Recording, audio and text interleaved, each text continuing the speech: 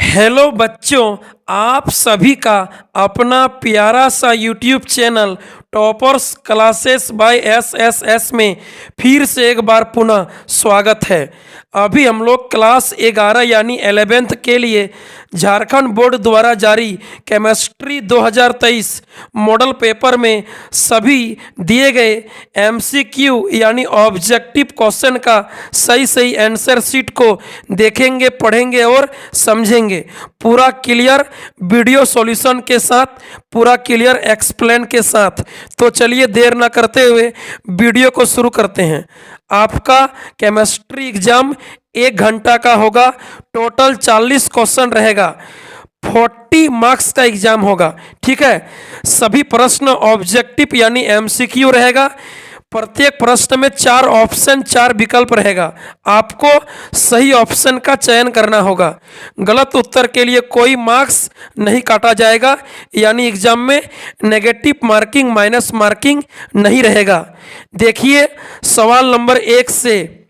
Question number 1, L बराबर 3 मान वाले उपकोष में इलेक्ट्रॉन्स की अधिकतम संख्या होगी 14 यानी 14। एक का सही उत्तर डी होगा, एक का डी। देखिए 4 प्रकार के उपकोष होते हैं, S P D F. S उपकोष के लिए L का मान 0 होता है, जिसमें अधिकतम 2 इलेक्ट्रॉन रह सकते हैं। आगे पी उपकोष के लिए L का मान 1 होता है, जिसमें अधिकतम 6 इलेक्ट्रॉन रह सकते हैं। आगे डी उपकोष के लिए L का मान 2 होता है, जिसमें अधिकतम 10 यानी 10 इलेक्ट्रॉन रह सकते हैं। आगे F उपकोष के लिए L का मान 3 होता है, जिसमें अधिकतम 14 यानी 14 इलेक्ट्रॉन रह सकते हैं। तो क्वेश्चन नंबर 1 बोल रहा है L बराबर 3 मान वाले उपकोष में इलेक्ट्रॉन की अधिकतम संख्या होगी 14। जब L का मान 3 होगा तो मैक्सिमम इलेक्ट्रॉन 14 रह सकता है, 14। एक का डी। आगे देखिए सवाल नंबर 2, भारी जल का आणविक द्रव्यमान है। भारी जल का आणविक द्रव्यमान क्या होगा? देखिए भारी जल का सूत्र होता है D2O। D2O, डी मतलब ड्यूटेरियम। ड्यूटेरियम का द्रव्यमान होता है 2। तो D2 है तो 2 दूनी 4 और ऑक्सीजन का होता है 16।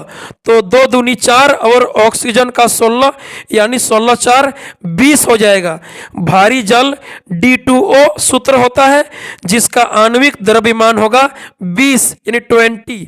2 का सही उत्तर सी होगा, 2 का सी। आगे देखिए सवाल नंबर 3। सवाल नंबर 3 को पढ़िए। निम्नलिखित में कौन सी सांद्रता इकाई तापमान पर, टेम्परेचर पर निर्भर करती है? मोलरता, मोलारिटी। ठीक है, टेम्परेचर पे डिपेंड करेगा मोलरता यानी मोलारिटी।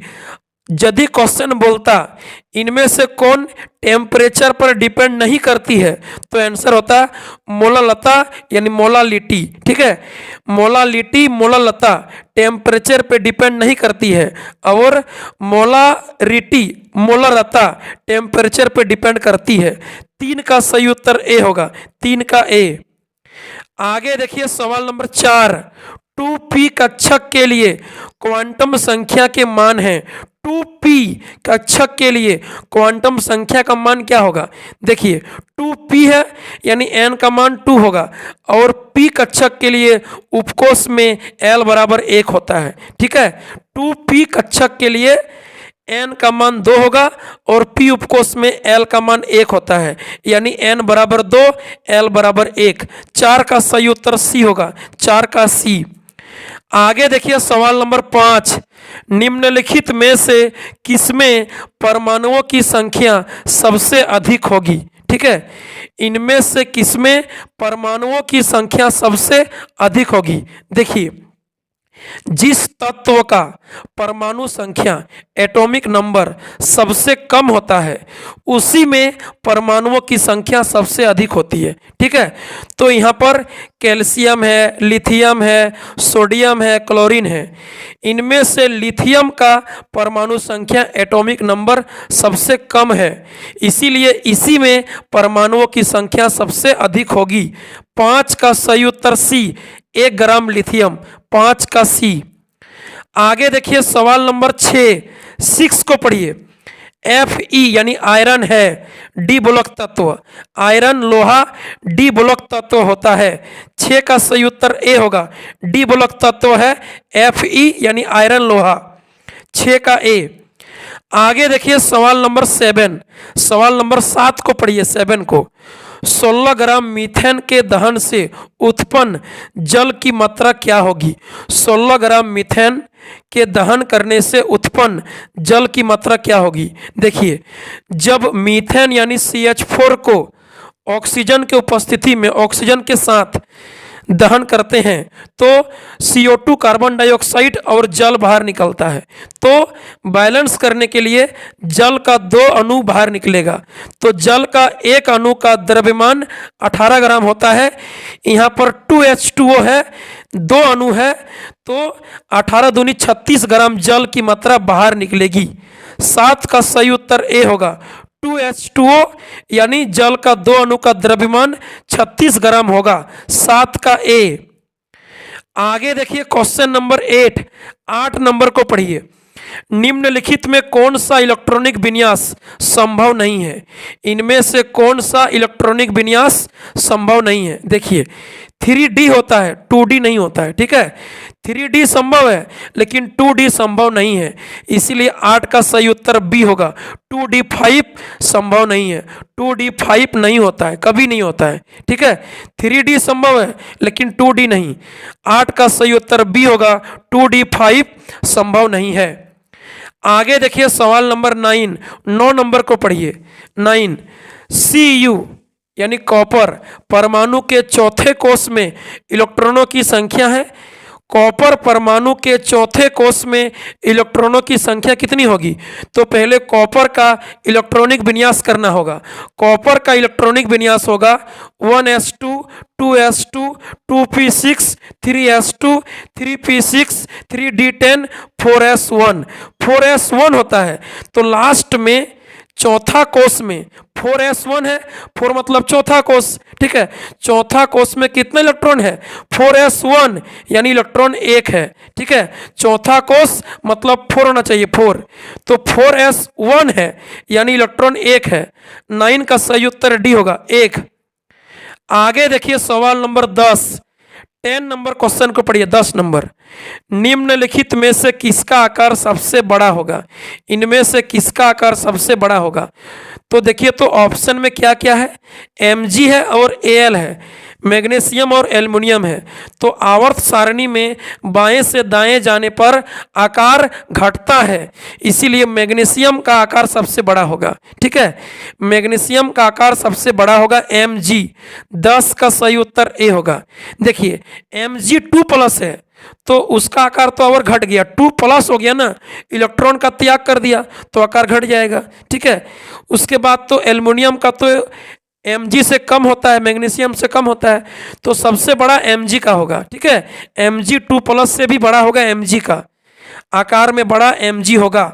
आवर्त सारणी में, पीरियोडिक टेबल में आवर्त सारणी में बाएं से दाएं जाने पर आकार घटता है, तो Mg के दाएं Al है, इसलिए Al का आकार छोटा होगा, Mg का बड़ा होगा।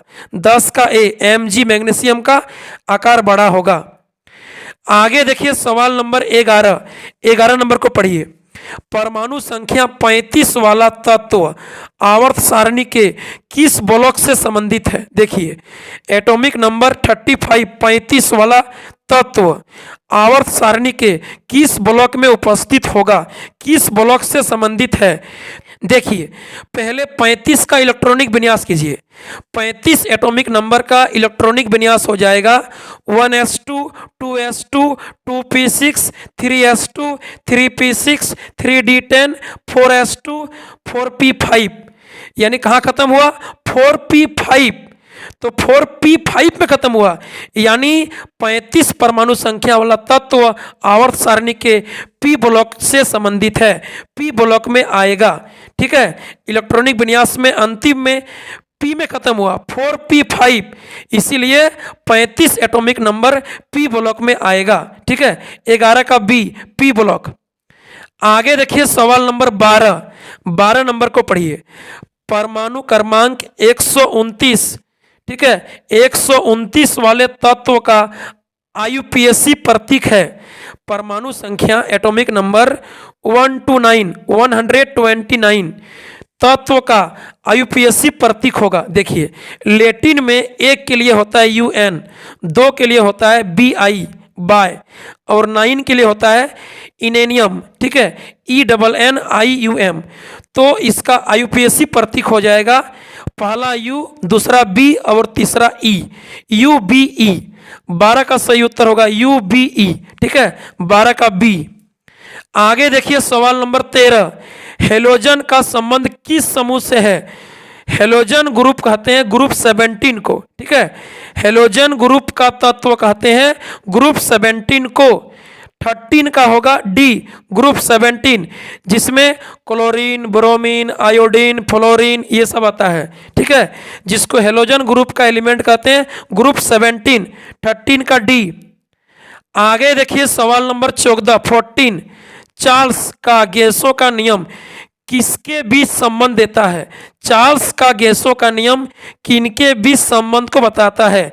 आयतन और तापमान के बीच, वॉल्यूम और टेम्परेचर के बीच। ठीक है, चार्ल्स का गैसों का नियम बताता है कि वॉल्यूम टेम्परेचर का समानुपाती होता है, यानी वॉल्यूम और टेम्परेचर के बीच, आयतन और तापमान के बीच चार्ल्स का गैसों का नियम रिलेशन को देता है। 14 का बी होगा, 14 का बी। आगे देखिए 15 ब्रह्मांड में सबसे प्रचुर मात्रा में कौन सा तत्व है? हाइड्रोजन। पूरे ब्रह्मांड में सबसे प्रचुर मात्रा में पाया जाने वाला तत्व हाइड्रोजन है, हाइड्रोजन। ये क्वेश्चन जीके का है। ठीक है, ये क्वेश्चन जीके में कंपटीशन एग्जाम में पूछा जाता है कि ब्रह्मांड में सबसे प्रचुर मात्रा में कौन सा तत्व पाया जाता है, उपलब्ध है? हाइड्रोजन। 15 का डी, हाइड्रोजन। आगे देखिए 16 सीन गैस किसका मिश्रण है? सीन गैस किसका मिश्रण है? हाइड्रोजन और कार्बन मोनोऑक्साइड का, यानी H2 गैस का और CO कार्बन मोनोऑक्साइड गैस का। 16 का बी होगा, H2 + CO। 16 का बी। आगे देखिए सवाल नंबर 17 को पढ़िए।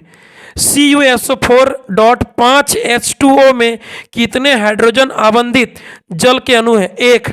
CuSO4.5 H2O में एक हाइड्रोजन आबंधित जल के अणु है, 1। 17 का ए होगा, 1। आगे देखिए 18 को पढ़िए, 18 नंबर पढ़िए। निम्नलिखित में किस कार्बोकैटायन का स्थायित्व सबसे अधिक होगा? ठीक है, इनमें से किस कार्बोधनायन यानी कार्बोकैटायन का स्थायित्व सबसे अधिक होगा? देखिए, कार्बोकैटायन में सबसे अधिक स्थायित्व 3 डिग्री का होता है। कार्बोकैटायन में सबसे अधिक स्थायित्व 3 डिग्री का होता है, उसके बाद 2 डिग्री, उसके बाद 1 डिग्री। तो इसमें से 3 डिग्री है यौगिक 18 का बी। ठीक है, पहले 3 डिग्री होगा, तब 2 डिग्री, तब 1 डिग्री। तो सबसे अधिक स्थायित्व स्टेबल होगा 3 डिग्री, 18 का बी। 18 का सही उत्तर 18 का बी होगा, बी। सवाल नंबर 19 को पढ़िए। कार्बनिक यौगिकों के पृथक्करण, शुद्धिकरण और शोधन की सर्वोत्तम और नवीनतम तकनीक है। देखिए, हम लोग क्लास 7-8 में पढ़ चुके हैं क्रिस्टलीकरण, आसवन, ऊर्ध्वपातन जैसे पुराने विधि के बारे में। यहाँ पर नया विधि, नवीनतम तकनीक होगा क्रोमेटोग्राफी। क्रोमेटोग्राफी 19 का सही उत्तर डी होगा, नवीनतम तकनीक, नया विधि होगा क्रोमेटोग्राफी। 19 का डी। आगे देखिए सवाल नंबर 20 को पढ़िए, 20 नंबर। CaCO3 कहलाता है कैल्शियम कार्बोनेट। कैल्शियम कार्बोनेट यानी चूना पत्थर। चूना पत्थर को इंग्लिश में कहते हैं लाइम स्टोन। चूना पत्थर यानी लाइम स्टोन, कैल्शियम कार्बोनेट, चूना पत्थर, लाइम स्टोन। 20 का डी होगा, 20 का डी। आगे देखिए सवाल नंबर 21 कौन सी क्षार धातु जल योजित लवण देती है? लिथियम। लिथियम जल योजित लवण देती है, जो एक क्षार धातु है। ठीक है, 21 का ए लिथियम, 21 का ए। आगे देखिए सवाल नंबर 22 को पढ़िए। 22 कार्बनिक यौगिक CH2 डबल बॉन्ड CH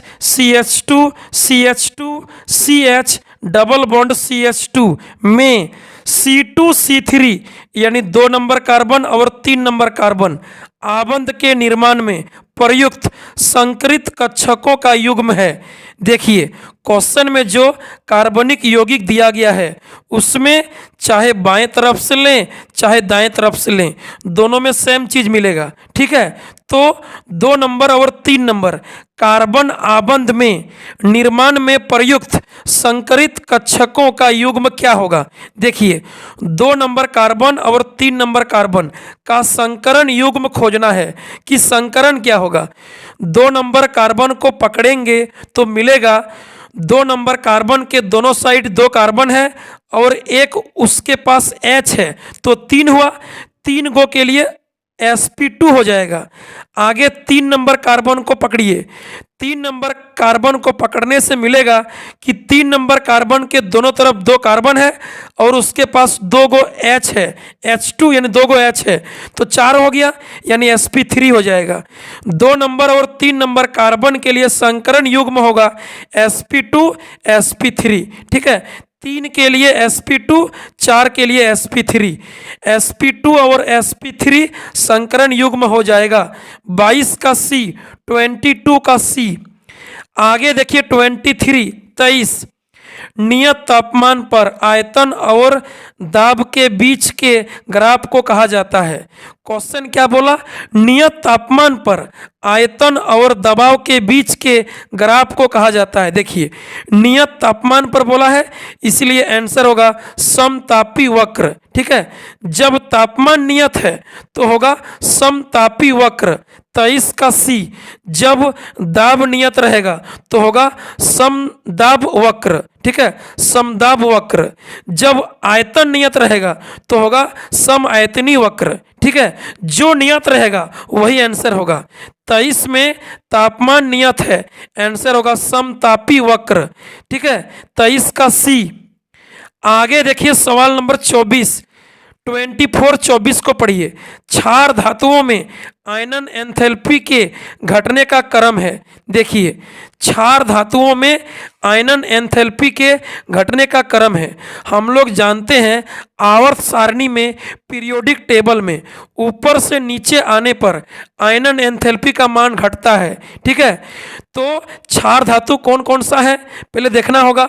देखिए हम लोग का जो पीरियोडिक टेबल होता है उसमें एक ट्रिक है लीना को रब से फरियाद, है लीना को रब से फरियाद, यानी hydrogen, lithium, sodium, potassium, rubidium ये सब है।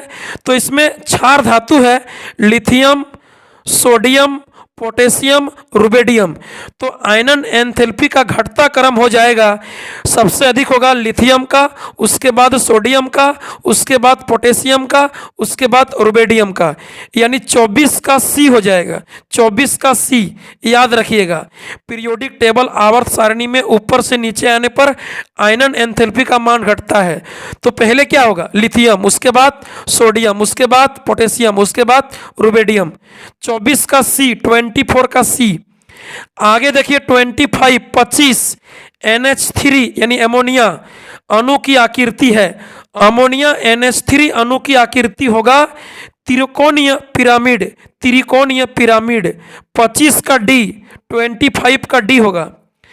आगे देखिए सवाल नंबर 26 ऑक्सीजन O2 की आबंध कोटि है। ऑक्सीजन में 2 अणुओं के बीच डबल बॉन्ड होता है तो 2 होगा। ठीक है, आबंध यानी बॉन्ड 2 होगा। ऑक्सीजन के 2 अणुओं के बीच डबल बॉन्ड होता है। 26 का B 2, 26 का B यानी 2।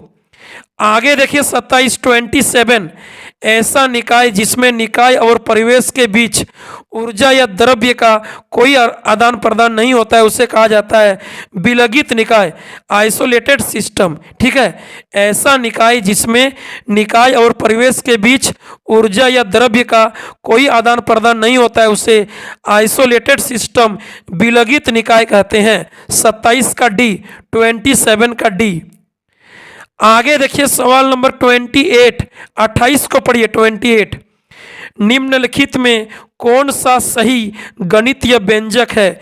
इनमें से कौन सा सही गणितीय सूत्र यानी व्यंजक है? आंसर होगा सी, 28 का सी, डेल्टा यू बराबर delta W plus delta Q. ठीक है, एनर्जी में चेंज इक्वल टू कार्य में चेंज यानी वर्क में चेंज प्लस आवेश में चेंज। ठीक है, 28 का सी होगा, 28 का सी। आगे देखिए सवाल नंबर 29, 29, दिए गए स्पीच में कौन लुईस क्षारक है?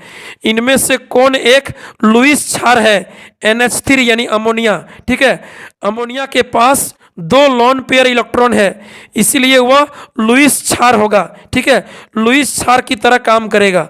29 का डी, अमोनिया NH3, 29 का डी। आगे देखिए सवाल नंबर 30, 30 को पढ़िए। 30 नंबर, NH2 माइनस के लिए संयुग्मी अम्ल क्या होगा? NH2 माइनस के लिए संयुग्मी अम्ल क्या होगा? आंसर हो जाएगा सी, 30 का सी, NH2 माइनस। ठीक है, 30 का सी हो जाएगा, 30 का सी। आगे देखिए सवाल नंबर 31, 31 को पढ़िए। आगे 31 को पढ़िए। 31, शीतल पेय के एक नमूने में हाइड्रोजन आयन की सांद्रता 10 के पावर -5 m है, इसका pH क्या होगा? pH मान क्या होगा? देखिए 10 के पावर जितना माइनस रहेगा उतना pH मान हो जाएगा। ठीक है, 10 के पावर जितना माइनस रहेगा, 5 है तो आंसर 5 हो जाएगा। 10 के पावर -3 रहेगा तो pH मान 3 हो जाएगा। 10 के पावर -10 रहेगा तो pH मान 10 हो जाएगा। ठीक है, 10 के पावर जितना रहेगा उतना pH मान हो जाएगा। यहाँ पर 10 के पावर -5 है, इसलिए pH मान 5 हो जाएगा। 31 का डी, 31 का डी। आगे देखिए सवाल नंबर 32, 32 को पढ़िए। 32 नंबर सवाल पढ़िए। H2SO4 में S की ऑक्सीकरण संख्या क्या होगी? देखिए H2SO4 में S का ऑक्सीडेशन नंबर, ऑक्सीडेशन स्टेट क्या होगा? देखिए जिसका निकालने बोलेगा उसको X मान लेना है। ठीक है, जिसको निकालने बोलेगा उसको X मान लेंगे। ठीक है, बाकी आप लोग जानते हैं हाइड्रोजन के लिए संयोजकता +1 होता है और ऑक्सीजन के लिए संयोजकता -2 होता है। तो चलिए बनाते हैं। हाइड्रोजन 2 गो है तो +1 गुना 2 प्लस सल्फर यानी S का निकलना है तो उसको X मान लेंगे, प्लस ऑक्सीजन का -2 होता है तो -2 गुना 4 बराबर 0। ठीक है, बराबर 0 करना है तो हो जाएगा +2 + x -8 बराबर 0, तो हो जाएगा x बराबर +6। ठीक है, H2SO4 में S सल्फर का ऑक्सीकरण संख्या 6 होगा, 6।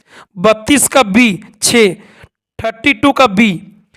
आगे देखिए सवाल नंबर 33, 33 को पढ़िए।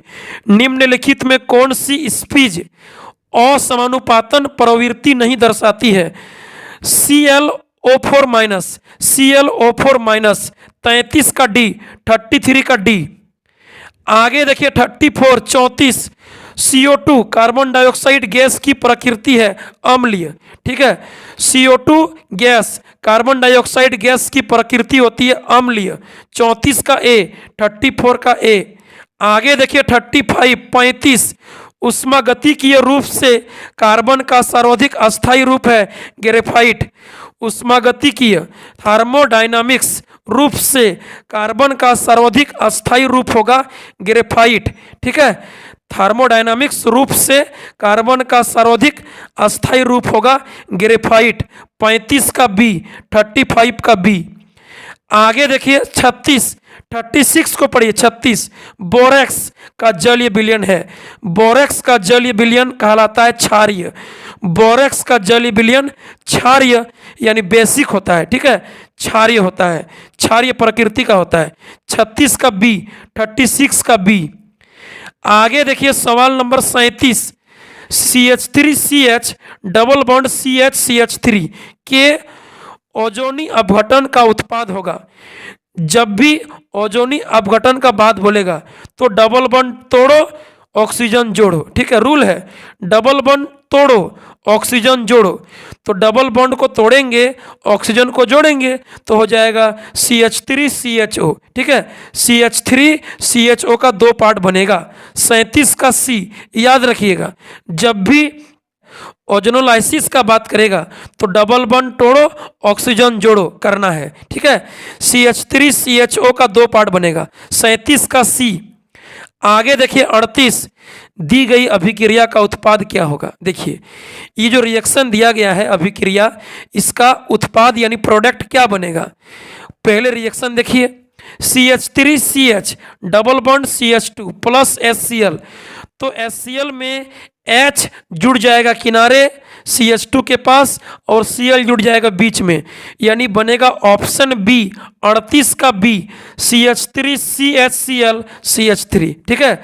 CH3CH के पास Cl रहेगा और CH2 के पास H जुड़ जाएगा यानी CH3 हो जाएगा, 38 का B।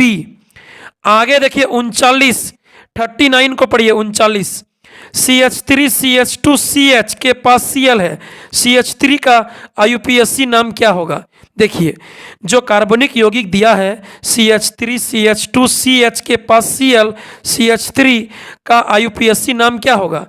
तो Cl 2 नंबर में है तो 2 क्लोरो ब्यूटेन हो जाएगा, 2 क्लोरो ब्यूटेन, ठीक है, 2 क्लोरो ब्यूटेन।